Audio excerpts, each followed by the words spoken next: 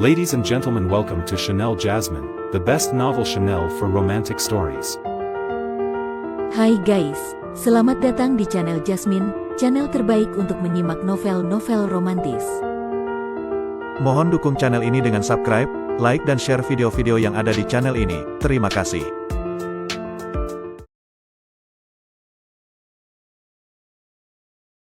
Kaisar Agung Seni Bela Diri Bab 870.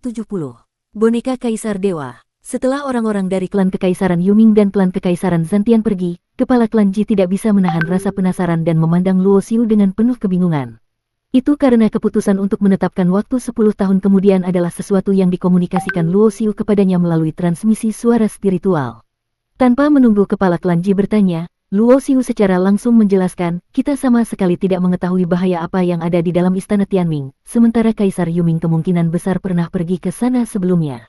Jika kita pergi dengan sembrono, kita pasti akan berada dalam posisi yang sangat tidak menguntungkan. Saat ini adalah masa yang penuh gejolak, klan Ji baru saja mengalami perkembangan, dan kita tidak bisa begitu saja menerima kerugian besar. Oleh karena itu, dalam 10 tahun ke depan, kita harus mempersiapkan diri sebaik mungkin. Penjelasan Luo Xiu terdengar sangat masuk akal, namun kepala klan Ji tetap mengernyitkan alisnya dan berkata, dua kaisar ini bukan orang biasa. Klan Ji tidak akan bisa menandingi mereka kecuali kita menggunakan kekuatan simpanan klan. Namun, kekuatan simpanan adalah sesuatu yang tidak bisa digunakan sembarangan. Jika kekuatan tersebut dikerahkan hanya untuk menelusuri lembah Tianming, maka markas besar klan Ji akan menjadi sangat rentan. Jika ada kekuatan lain yang memanfaatkan kesempatan ini untuk menyerang, itu akan menjadi masalah besar bagi klan Ji. Sebagai seorang pemimpin, ia harus mempertimbangkan segala aspek dengan matang. Luo Xiu kemudian berkata dengan tenang, soal itu, senior tidak perlu khawatir. Selama bertahun-tahun, klan Ji pasti telah mengumpulkan beberapa logam ilahi kelas 5, bukan? Saya berharap senior bisa memberikan beberapa kepada saya, semakin banyak semakin baik. Jika ada logam ilahi kelas 6, itu akan lebih bagus. Mendengar hal itu, kepala klan Ji terkejut dan bertanya, untuk apa kau membutuhkan begitu banyak bahan berkualitas tinggi? Dari penatua Ji Yuanxiong, mereka mengetahui bahwa Luo Xiu telah mendapatkan kekayaan dari 3 kaisar dewa di altar peninggalan Dewa Iblis. Salah satu dari mereka bahkan merupakan ketua Paviliun Tianlu dari generasi sebelumnya, seorang kaisar dewa puncak. Dalam cincin penyimpanan 3 kaisar dewa tersebut, terdapat berbagai bahan berkualitas tinggi. Meskipun logam ilahi kelas 5 ke atas sangat langka, bagi kaisar dewa, mengumpulkan beberapa jenis logam semacam itu masih memungkinkan. Namun, meskipun telah memiliki koleksi dari 3 kaisar dewa, mengapa Luo Xiu masih membutuhkan lebih banyak bahan? Apa yang sebenarnya ingin dia lakukan? Hal ini membuat kepala klan Ji merasa sangat penasaran. Melihat ekspresi mereka, Luo Xiu tidak berniat menyembunyikan apapun dan langsung berkata, saya berencana menggunakan 10 tahun ke depan untuk membuat 3 boneka perang. Boneka perang, kepala klan Ji dan beberapa tetua mengernyit. Menurut mereka, dengan tingkat kultivasi Luo Xiu saat ini, boneka perang seperti apa yang bisa dia buat. Namun, Luo Xiu tidak menjelaskan lebih lanjut. Dia hanya mengangkat tangannya, dan dalam sekejap, ribuan hingga puluhan ribu boneka perang muncul dari dunia internalnya. Setiap boneka perang itu melepaskan aura tingkat Raja Dewa. Bagi kalian para senior, boneka perang tingkat Raja Dewa sebanyak ini mungkin bukan sesuatu yang luar biasa. Namun, semua boneka perang ini aku buat ketika aku masih berada di tingkat Raja Dewa. Luo Xiu tersenyum tipis dan melanjutkan, saat ini aku memang hanya berada di tingkat Kaisar Dewa, tetapi aku memiliki cara untuk membuat boneka perang tingkat Kaisar Dewa.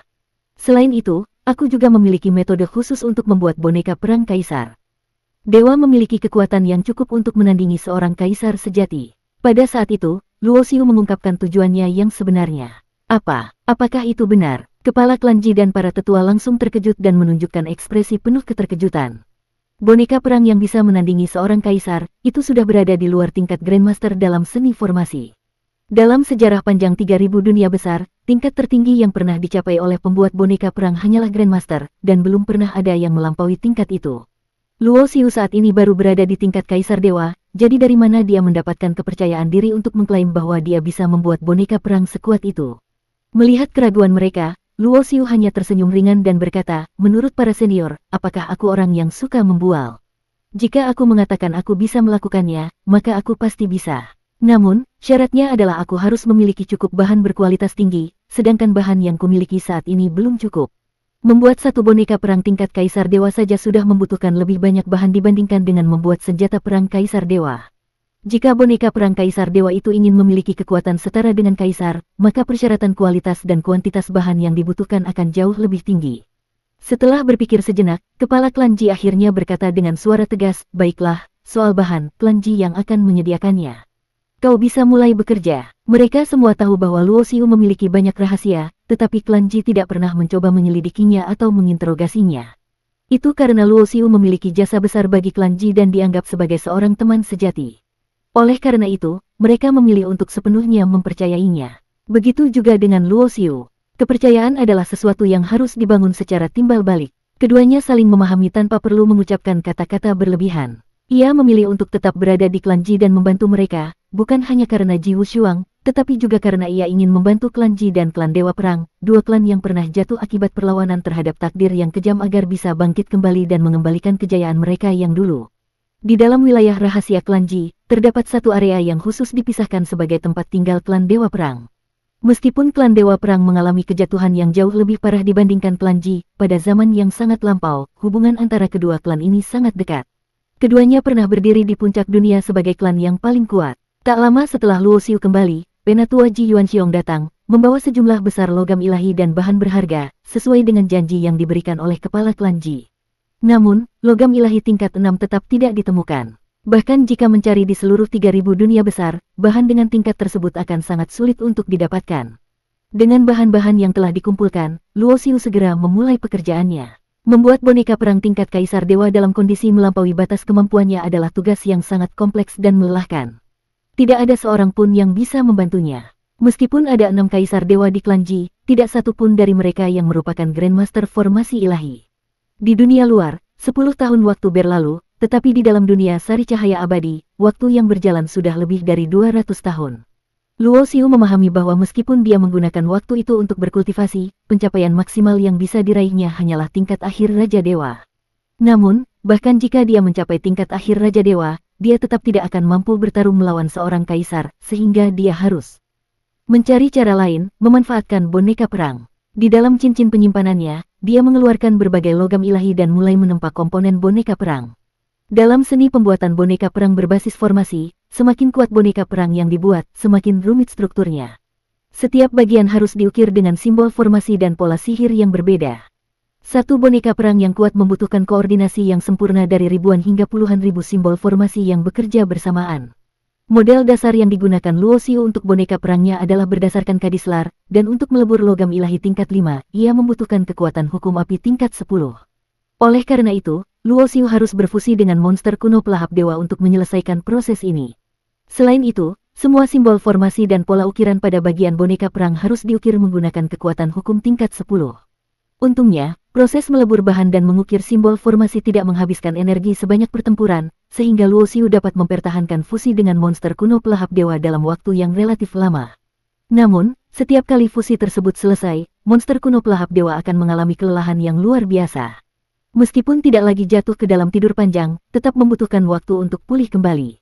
Tanpa terasa, waktu terus berlalu. Dalam dunia luar, sudah 7 tahun berlalu, sementara di dunia cahaya abadi, sudah lebih dari 100 tahun. Di tempat pertapaannya, Luo Xiu terlihat semakin letih. Membuat 3 boneka perang tingkat kaisar dewa seorang diri, dalam kondisi melampaui batas kemampuannya, adalah tekanan besar yang sangat menguras pikiran dan tenaga. Namun, setelah lebih dari 100 tahun, akhirnya 3 boneka perang tingkat kaisar dewa berhasil diselesaikan.